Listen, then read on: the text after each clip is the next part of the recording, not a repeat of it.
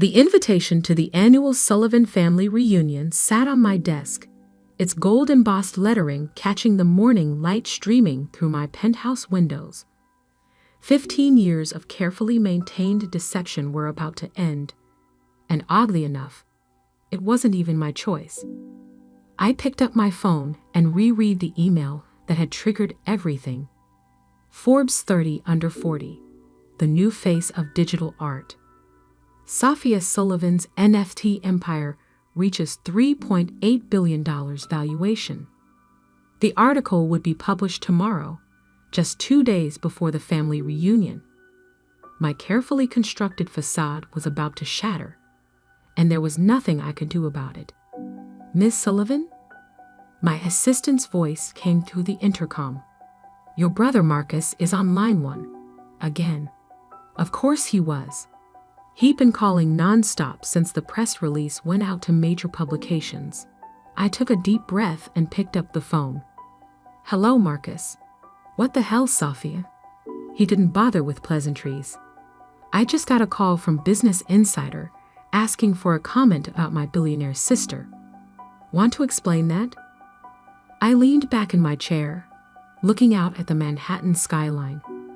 "I guess you'll have to wait for the article like everyone else." "Cut the crap," he snapped. "All these years, you've been letting us think you were barely getting by.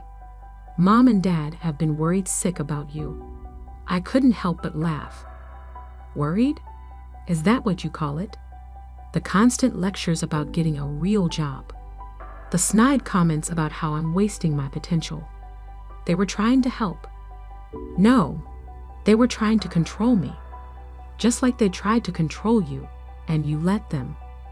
Silence fell on the other end of the line. Marcus had always been the good child, following our parents' carefully planned path. Business school, MBA, joining our father's investment firm. The golden son who never strayed from the script. Just tell me one thing," he finally said. "How long? How long have you been hiding this?"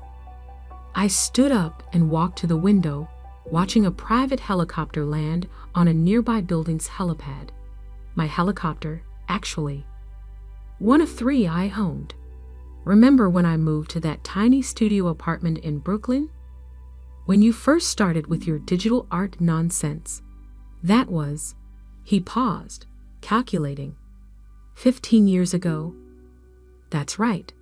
Everyone thought I was crazy, throwing away my finance degree to doodle on computers, as Dad called it. But what none of you knew was that I'd already sold my first NFT collection for $50,000. $50,000? Back then? And 6 months later, I sold another for $200,000. By the time Dad was telling everyone at Christmas dinner that I was going through a phase, I had my first million. I could almost hear him doing the math in his head. But you still borrowed money from Mom and Dad for rent. You drove that beat-up Honda until last year. I never borrowed money from them, Marcus. I asked them to invest in my company. They refused, loudly and repeatedly. The Honda was a choice, not a necessity. Just like this penthouse was a choice. And the private jet, and everything else I kept hidden from all of you. Private jet. His voice cracked. Jesus, Sophia. How rich are you exactly? I smiled, remembering all the family dinners where they treated me like the poor relative. The way our younger sister Olivia would ostentatiously pick up the check, making sure everyone knew she was helping out her struggling artist sister. The Forbes article will say $3.8 billion, but that's a conservative estimate. The real number is closer to 5. The sound Marcus made was somewhere between a gasp and a choke. Now, if you'll excuse me, I continued, I have a board meeting to attend. Oh, and Marcus? I'll see you at the family reunion. I'm thinking of making quite an entrance. I hung up before he could respond and pressed the intercom. "Sarah, is everything set for the reunion?" "Yes, Ms. Sullivan. The jet is fueled and ready. The car service is arranged for all family members to be picked up in Rolls-Royces. The venue has been updated to the private island as requested, and the NDAs have been prepared for all staff." Perfect. I picked up the reunion invitation again. For 15 years, I'd played the role they expected, the artistic black sheep who couldn't handle the real world, the daughter who needed constant reminders about financial responsibility, the sister who was pitied and patronized at every family gathering. But not this time. My phone buzzed with a text from my youngest sister, Olivia. "OMG, Soph. Please tell me this Forbes thing is a joke. What's going on?" I left it unanswered. Olivia, who never failed to mention her six-figure salary at every family gathering. Olivia, who loved to reminisce about how she'd made it, while her big sister was still finding herself. The intercom buzzed again. "Ms. Sullivan, your parents are both on the line. Tell them I'm in a meeting." I checked my watch. "And Sarah, call the helipad. I think I'll take the chopper to the board meeting today." As I gathered my things, my mind wandered back to the day that started it all. The day I decided to hide my success from my family. 15 years earlier. "Digital art isn't real art, Sophia." My father's voice boomed across the dinner table. "And this NFT nonsense? It's a fad, a scam. No one's going to pay real money for pictures on a computer." I sat there, 22 years old, fresh out of college, trying to explain my vision to my family. The same family that had paid for an Ivy League finance degree they expected me to use at my father's firm. "Actually, Dad, I just sold my first collection for..." "Enough." He cut me off. "I don't want to hear about your little hobby. Either you come work for the firm like we planned, or you're on your own. No more support, no more safety net." My mother reached across the table, patting my hand condescendingly. "Sweetie, we just want what's best for you. You need stability, a real career." I looked around the table at their faces, my father's disappointment, my mother's concerned frown, Marcus's smug smile, Olivia's barely concealed disdain. That was the moment I made my decision. I wouldn't tell them about the $50,000 sale, or the 3 galleries that wanted to represent me, or the tech companies reaching out about collaborations. "You're right," I said, standing up. "I need to figure this out on my own." 2 weeks later, I moved into the smallest, cheapest studio apartment I could find in Brooklyn. My family assumed I was struggling, living on my savings, too proud to admit defeat. In reality, I was building an empire. The first year was intense. I worked 18-hour days, developing my artistic style, learning about blockchain technology, building connections in the crypto art world. My first major collection, Digital Dreams in Binary, sold out in hours, bringing in $1.2 million. I took that money and invested it back into the business, hiring developers, creating new platforms for artists, innovating in ways the traditional art world couldn't imagine. But every time I visited home, I drove my old Honda, wore simple clothes, lived the part of the struggling artist. "At least let me help with your rent," my mother would offer, while my father shook his head in disappointment. "No thanks, Mom. I'm doing fine." And I was, more than fine. By the end of that first year, my net worth had hit $10 million. By year 3, $100 million. But to my family, I was still just Sophia, the dreamer who couldn't face reality. Now, 15 years later, as I stepped into my private helicopter, I thought about how it had all spiraled into something bigger than I'd intended. The little deception had become a massive secret, and in 2 days, everything would change. My phone buzzed again. A message from my father. "We need to talk now." I smiled and turned off the phone. They'd have to wait for the reunion. After 15 years of hearing about my failures, they were about to learn about my success, and I was going to make sure it was a revelation they'd never forget. The Forbes article dropped at exactly 6:00 a.m. Eastern Time. I was already awake, sipping coffee in my home office, watching the chaos unfold on my multiple screens. Digital art revolutionary. How Sophia Sullivan built a multi-billion-dollar empire in secret. The headline was accompanied by a photo I'd specifically chosen for this moment. Me standing in front of my most successful NFT collection, wearing clothes that cost more than my sister Olivia's monthly salary. The article didn't just reveal my wealth. It detailed every success I'd hidden for 15 years. My phone exploded with notifications. First came the family group chat. "Olivia, is this for real?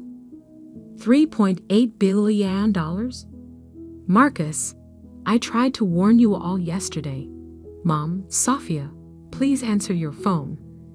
Dad, this must be some kind of mistake. Aunt Patricia, just saw the article.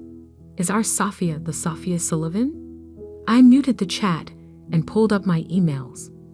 Hundreds of interview requests from major news outlets, investment opportunities, speaking engagements. But one email caught my eye. From my father's business partner, Albert Chen. "Sophia, I believe we need to discuss potential synergies between Sullivan Investments and your digital art platforms. Your father may have mentioned some concerns, but I assure you we can be quite flexible." I couldn't help but laugh. 3 years ago, I'd approached a firm about a partnership. Albert had personally shown me the door, saying they didn't deal in internet pictures. My intercom buzzed. "Miss Sullivan, your mother is in the lobby. She's quite insistent." I checked the security feed. There was my mother, Alina Sullivan, still perfectly put together in her designer suit, but with an unfamiliar wildness in her eyes as she argued with the security guard. "Let her up," I sighed. It was time to face at least one member of my family. The private elevator opened directly into my penthouse. My mother stepped out, then froze, taking in her surroundings. The vast open space, the floor-to-ceiling windows overlooking Central Park, the original Basquiat on the wall that probably cost more than their house. "Sophia," she breathed, her voice unsteady. "What? What is all this?" "This is my home, Mom. The real one, not the small apartment I keep for family visits." She walked to the window, her heel clicks echoing on the marble floor. "How long have you? How did you?" 15 years, I said, pouring her a cup of coffee. Since the day Dad said my digital art would never amount to anything. She turned, her face a mixture of confusion and hurt. "But you struggled. We saw it. The tiny apartment, the old car, borrowing money for rent." "I never borrowed money," I corrected her. "I asked you and Dad to invest in my company. There's a difference. And everything else, the apartment, the car, that was all just theater." "Theater?" Her voice rose. "You've been lying to us for 15 years. "No, Mom. I just let you see what you wanted to see. You all were so convinced I was failing that you never bothered to look closer." She sank into one of my Italian leather chairs, looking suddenly old. "Does anyone else know?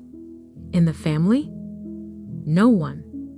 "Well, Marcus found out yesterday when the press release went out. I suppose he tried to warn you. She nodded weakly. He called, but your father was sure it was a mistake. Some other Sophia Sullivan. I walked to my desk and pulled out a file.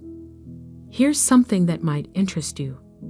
The investment opportunity I tried to present to Dad 3 years ago. If he had invested the $1 million I asked for, his share would be worth roughly $100 million today.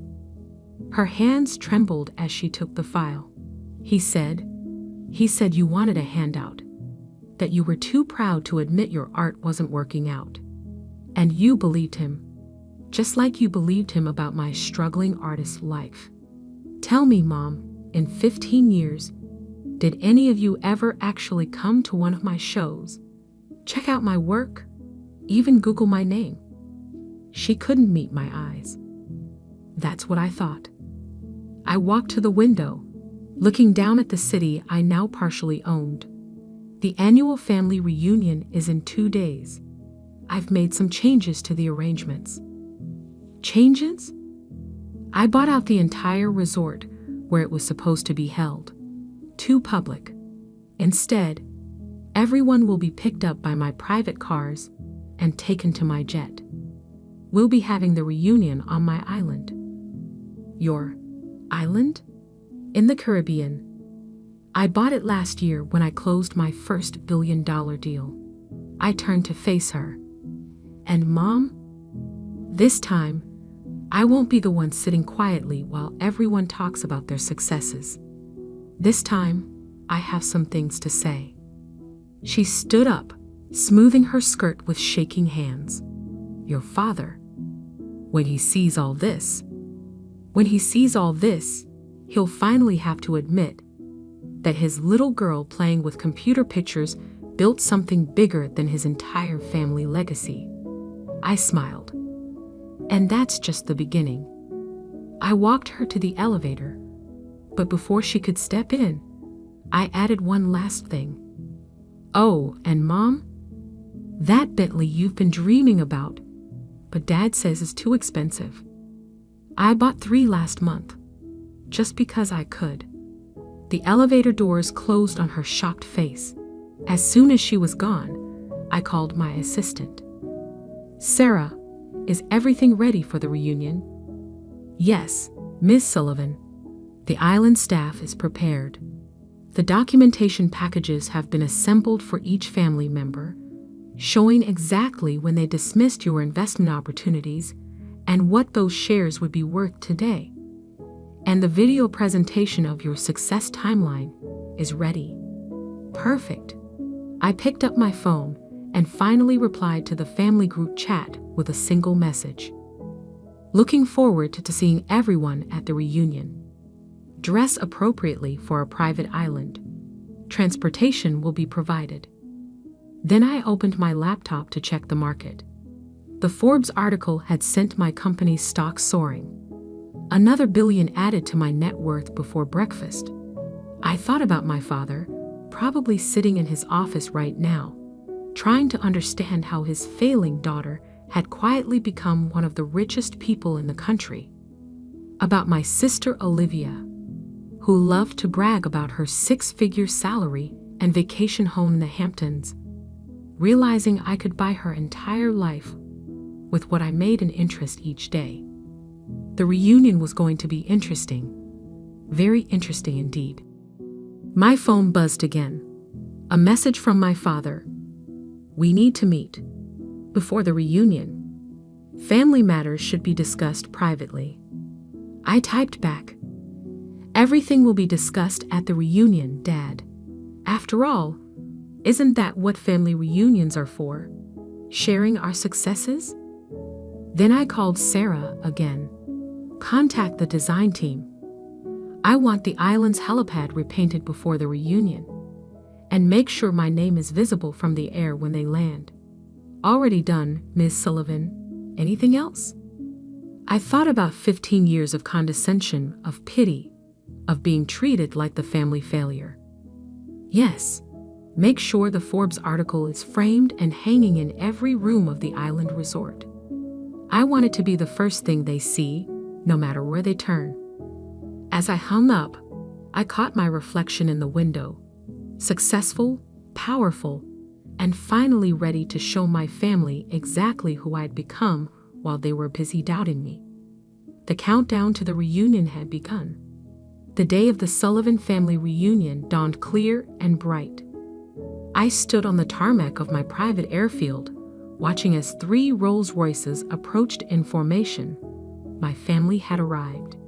The cars stopped, and the doors opened. First came my father, his usual commanding presence diminished somehow. My mother, still looking shaken from our meeting 2 days ago. Marcus, Olivia, and various aunts, uncles, and cousins followed, all wearing expressions ranging from shock to barely concealed resentment. And there, front and center, sat my gleaming private jet, with Sullivan Digital Empire emblazoned on its side in elegant lettering. "Welcome, everyone," I said, my voice carrying across the tarmac. I trust the ride was comfortable. Safia, my father stepped forward, trying to regain his authoritative tone. "This is unnecessary. We could have had a perfectly good reunion at the resort." I smiled. "The resort was too public, Dad. Besides, I think it's time for some real family bonding. On my island." "Your island?" Olivia muttered, clutching her designer handbag like a shield. "Of course you have an island." The flight was interesting, to say the least. As my family members settled into the luxurious cabin, their eyes darted everywhere, taking in the opulent details, the solid gold fixtures, the rare art pieces, the vintage champagne being served by an immaculately trained staff. Is that a real Picasso?" Aunt Patricia whispered, staring at the artwork mounted on a cabin wall. "Yes," I replied casually. "I bought it last year, along with a few others." My father cleared his throat. "Safia, perhaps we should discuss." "We'll discuss everything when we land, Dad. For now, enjoy the flight. The champagne is particularly good. Cost more than your company's quarterly profits." He flinched. "Good." 2 hours later, we began our descent. Through the windows, my private island came into view. 300 acres of tropical paradise, with a state-of-the-art resort complex at its center. And there, visible from the air just as I'd planned, was my name in letters large enough to be seen from space. "SOPHA, Sullivan." As we landed, I heard Olivia gasp. The helipad was surrounded by displays showing my most successful NFT collections, each with their sale prices prominently displayed. Millions upon millions of dollars in digital art projected onto massive screens. "Welcome to Sullivan Island," I announced as we disembarked. "My own little piece of paradise." "Little?" Marcus choked out. The resort complex sprawled before us, a masterpiece of modern architecture seamlessly blended with natural beauty. "Everyone's rooms have been assigned," I continued. "You'll find some reading material waiting for you. I suggest you review it before dinner." The reading material was carefully curated for each family member. For my father, documentation of every investment opportunity of mine he dismissed, along with current valuations. For Olivia, a comparison of her annual salary versus what I made in interest each day. For Marcus, details of how his firm had lost millions by refusing to work with my company. I gave them an hour to settle in and digest the information. Then I had them summoned to the main dining room. The room was a masterpiece of design, with floor-to-ceiling windows overlooking the ocean. A massive table dominated the space, each place setting probably worth more than most people's cars. And on every wall, that Forbes article, beautifully framed. My family filed in slowly, looking shell-shocked. They changed for dinner, but even their expensive clothes looked somehow inadequate in these surroundings. "Please sit." I gestured to the table. "We have a lot to discuss." "Safia," my father began as soon as everyone was seated. "I think I speak for everyone when I say we're surprised." "Surprised?" I laughed softly. "That's an interesting word choice. Not angry that I deceived you, not hurt that I hid my success, just surprised." "We didn't know," my mother said quietly. "You didn't want to know," I corrected her. "Every time I tried to tell you about my work, you changed the subject. Every time I offered investment opportunities, you dismissed them.